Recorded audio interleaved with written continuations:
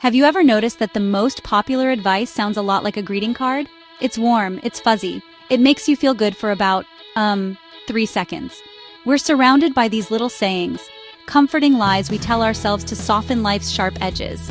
They're like emotional bubble wrap. We hear them from our parents, we hear them from our teachers. We see them as inspirational quotes plastered over a sunset on the internet. We nod along because it's easier than arguing. Who wants to be the person at the party saying, "Actually, that's not entirely true"? Money can't buy happiness. You've heard this a million times, usually from someone who has plenty of it. It's the favorite saying of billionaires stepping out of their private jets. That a person struggling to pay rent and a person vacationing in Monaco are on equal footing in the happiness department. Money buys security, it buys the ability to not panic when your car breaks down or when you get a surprise medical bill. It buys healthy food instead of cheap junk.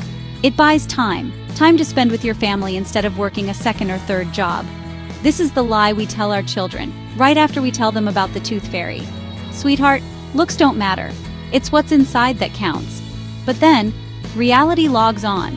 We live in a world with dating apps, where hundreds of millions of people make split-second decisions based on a single photo. They're swiping on your face. Studies have consistently shown that attractive people have a significant advantage in almost every area of life. Hired for jobs, receive higher salaries. It's not about changing who you are, it's about putting your best foot forward so you have the chance to show people the amazing person inside. Your great personality deserves a great introduction. So, next time you hear someone say money can't buy happiness, you can smile and think, maybe not, but it sure can rent it for a very, very long time. And remember, while your character absolutely matters for sustaining relationships, pretending looks don't matter at all ignores how human interaction actually works. Let's tackle a 2-for-1 special of misleading career advice. First up, the classic American fairy tale.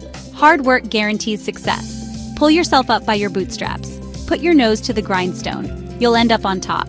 Hard work is one ingredient in a complex recipe, like baking a cake with only flour.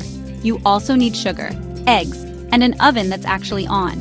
In the real world, those ingredients are timing, luck, connections. Studies show parents' wealth predicts a person's wealth. Rich kids don't work harder. They start closer to the finish.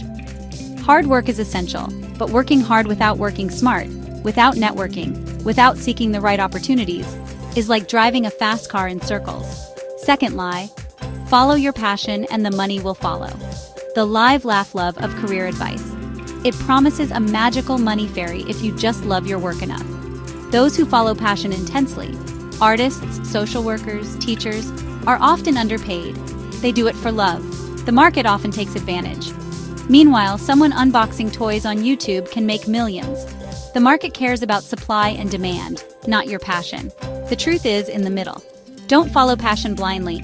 Find where passion meets real market need. That's the sweet spot. Love art? Try graphic design for tech. Love writing? Learn copywriting. Businesses will pay. The winning formula isn't just hard work or just passion. It's passionate, hard work applied intelligently to a problem people will pay to solve.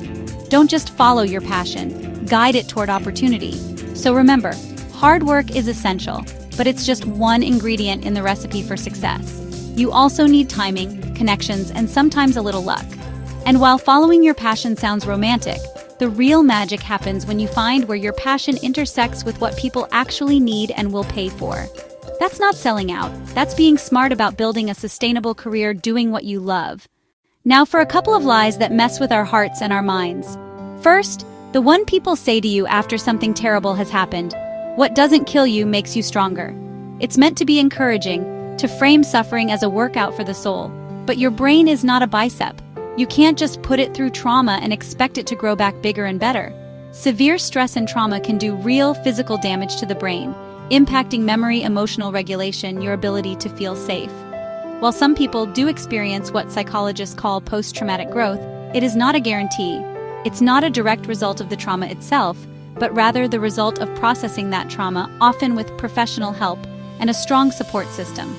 The trauma isn't the gift, the healing is. This leads us to the lie we tell the lonely. Don't worry, there's someone for everyone. This is the comfort food of dating advice, served up to anyone feeling discouraged by love. It suggests that destiny has a soulmate with your name on it, and all you have to do is wait for the universe to deliver them. the dating landscape has changed dramatically. Dating app data has shown that the market is incredibly competitive, with a large percentage of users all vying for a small percentage of the most desirable partners. Pretending that a perfect match will just fall into your lap is a recipe for disappointment. The real truth is that love requires effort. It requires working on yourself to become the kind of person you'd want to be with. It requires putting yourself out there, expanding your social circles, and being proactive. There isn't just one person for you, but finding a great person requires you to be an active participant in your own life, not a bystander waiting for a cosmic delivery. Let's wrap up our lie-busting tour with 2 modern myths. First, the ultimate childhood encouragement. You can be anything you want to be. We tell this to kids to inspire them, but let's be honest, I'm 5'7". I'm not going to be a center in the NBA no matter how much I believe in myself. A person who is tone deaf is unlikely to become a world-famous opera singer. We all have natural talents, genetic predispositions, physical limitations. The real tragedy isn't that you can't be anything you want. It's wasting years trying to be something you're not built for. This brings us to our final lie. Social media brings people together. That was the original promise, right? To connect the world. On the surface, it looks like it's working. We have hundreds of friends, we have thousands of friends. In reality, these platforms often make us lonelier, more anxious, more divided than ever. The algorithms are not designed to foster genuine connection. They are designed like slot machines to keep you hooked. They feed you content that makes you angry, envious, because those emotions keep you scrolling. Instead of a global village, we've created millions of isolated echo chambers. So we've taken a sledgehammer to some of society's most beloved pieces of advice. Feeling a little shaken? Good. This isn't a sadder reality. It's a clearer one. Knowing the truth is like finally being given the real rules to a game you've been playing your whole life. You now know that you need to work hard and build connections. You know that you have the power to go out and create opportunities for love.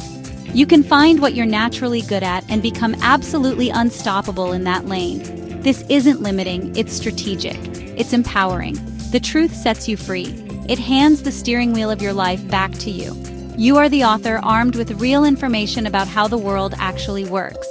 So go out there, live honestly, act strategically, and be kind to yourself. The world is complicated, but now you've got a better map. Go explore.